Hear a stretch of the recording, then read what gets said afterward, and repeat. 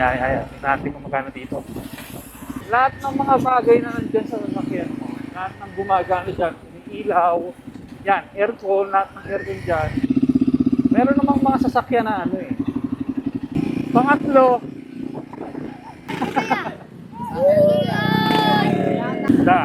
yan. Naku po.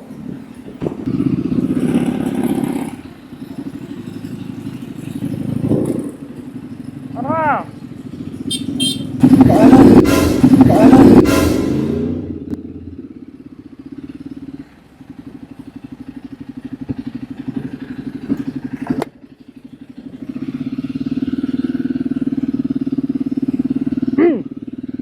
Nangyari dito.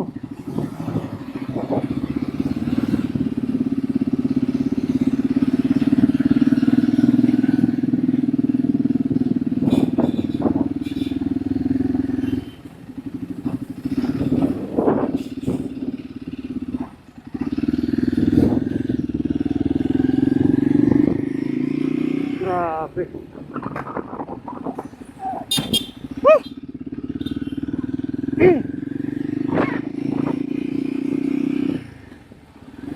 Yung ano, puro saging nasunog. Tara, mag-i-stroll tayo ngayon. Titingnan natin kung magkano na yung ano, presyo ng gas.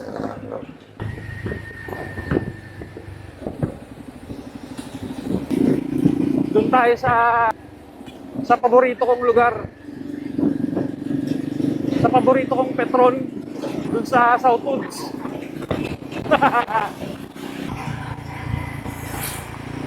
Hindi, ang totoo niyan, gusto ko lang talagang bumili ng paborito kong bibingka. Kaya kaya dito tayo sa Southwoods.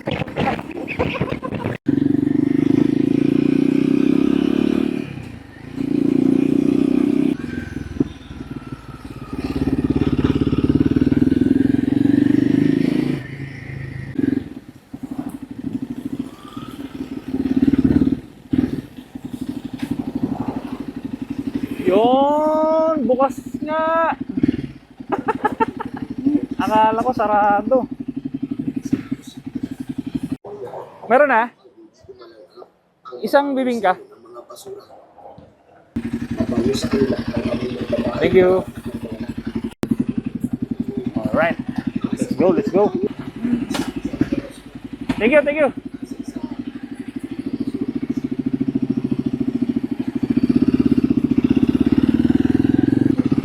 Kano na kaya yung presyo ng gas dito ngayon?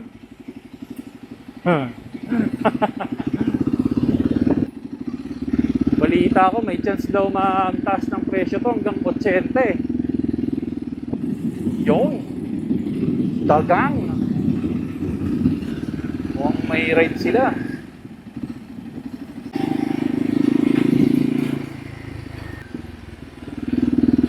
Mhm. 62, 69, 72. Dito kaya sa Petron. Tingnan natin. Feeling ko halos parehas ito eh. Sa Petron ako nagpaparga ngayon.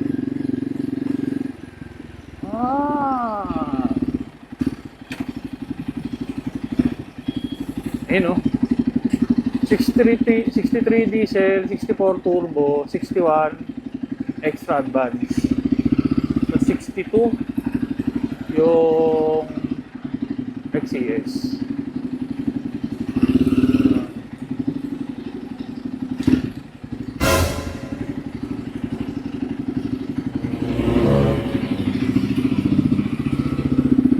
Organic encounter. Putang ina. Kakasalubong pa kami. Tara, tingnan natin sa ano, sa Tagaytay.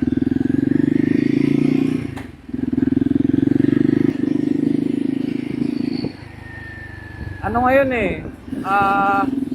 Sabado. March 7. Actually, Next week pa. Sa balita, next week pa yung ano eh. Yan na yung sinasabi ng epekto ng gera sa ano, Iran tsaka sa Israel. Yes, pati sa US ngayon, nasa balita.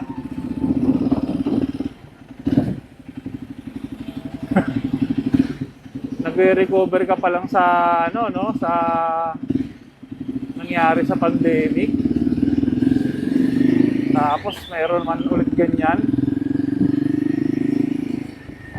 Wow. Kasi no, pandemic ganyan din eh. Halos naging 80 pesos din yung presyuhan ng gas, di ba? Tapos ganyan na naman ngayon.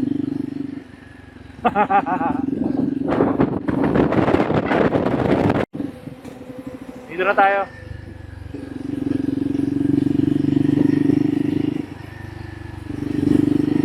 Saan tayo ng Santa Rosa, Tagaytay Road.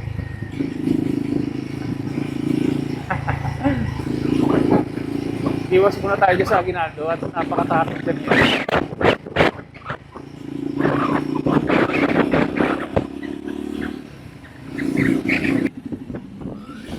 Okay.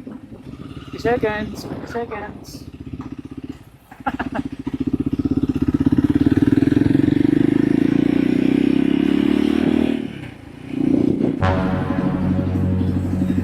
Hindi tayo magtatagal sa kakaganto. Ano yan? I-discartehan ko muna to ha.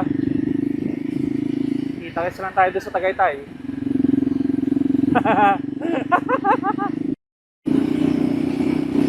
Wala nga traffic dun sa kabila. Ano mo?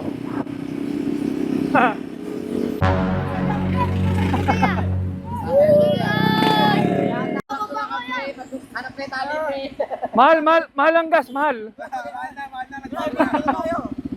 Ingat kayo, ingat kayo.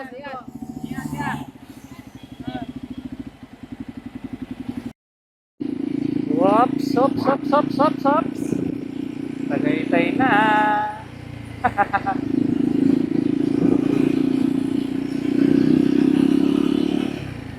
Medyo hindi ko ramdam yung lamig ah.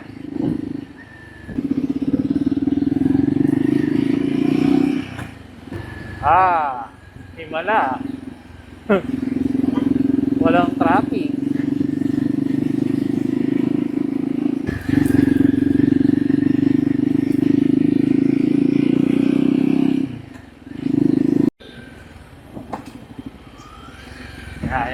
Tingnan natin kung magkano dito. Dito rin ako nagpapagas eh. Ayan o. 61, 62, 59, 60 XCS. 59 extra advance. Mukhang ano. Mukhang mas mura-mura ng piso dito sa ano sa Tagaytay.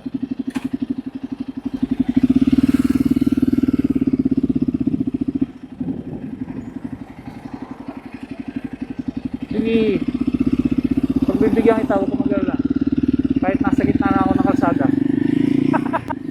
Ayun. So, in fairness, mas mura-mura dito sa Tagaytay ng piso kumpara dun sa Southwoods. Kung gusto mong makatipid ng gas, unang-unang gagawin mo dyan is to keep your RPMs low. Siyempre. Or at least no more than half na kung anong meron ka dito sa tachometer. Dito kasi sa akin, sa Guerrilla 450 to eh. 9,000 yung RPM na meron to. 9,000 yung max niya, maximum na yun ha. So, ang kalahati is 4,500. In my experience, ah, lalim ng lubak ah. More than enough na yun. Yung 4,500 na kalahati ng RPM na kukonsumuhin mo kung may pupunta ka, diba, papasok sa trabaho, kaya katulad nito, mag-i-stroll ka lang, okay na yung 4,500. Unless gusto mo na iba pang bagay. Unless gusto mong magkamote, yun yung gusto kong sabihin. Wala, kulang talaga sa yung kalahating RPM. Ganun din sa 4 wheels. As much as possible, low RPM ka lang. Huwag ka nakakataw kung hindi mo kailangan. Kasi palalim yung tapak mo dyan sa silinyador. Kaya pagpiga mo dito sa gas, padami yung sirit ng gas niyan. Ganun lang yun. Yan yung pinaka basic principle.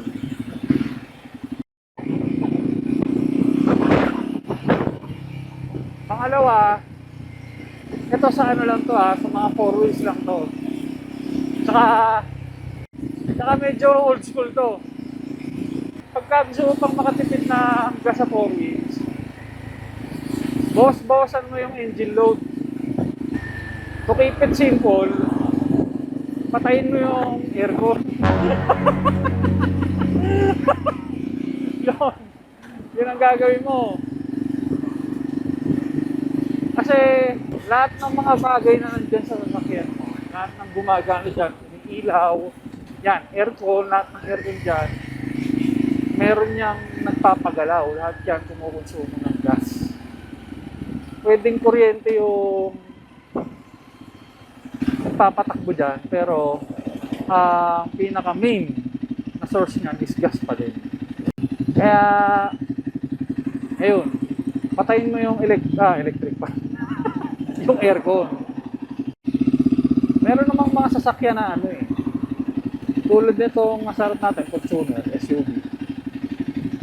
Alam ko pwede mo patayin yung aircon sa likod. Diba? Yung sa harap lang yung bubuksan. Pangatlo, gusto mo talaga makatipid sa gas, mag-bike ka na lang.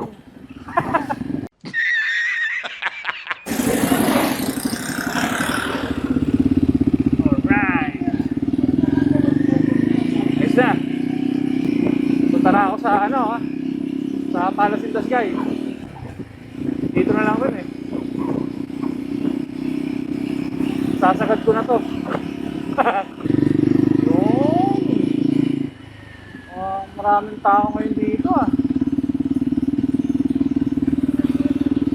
pero hindi na tayo papasok. Diyan lang tayo sa taas.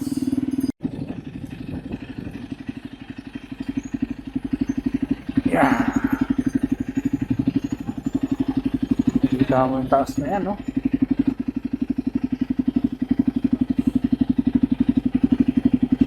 ayos.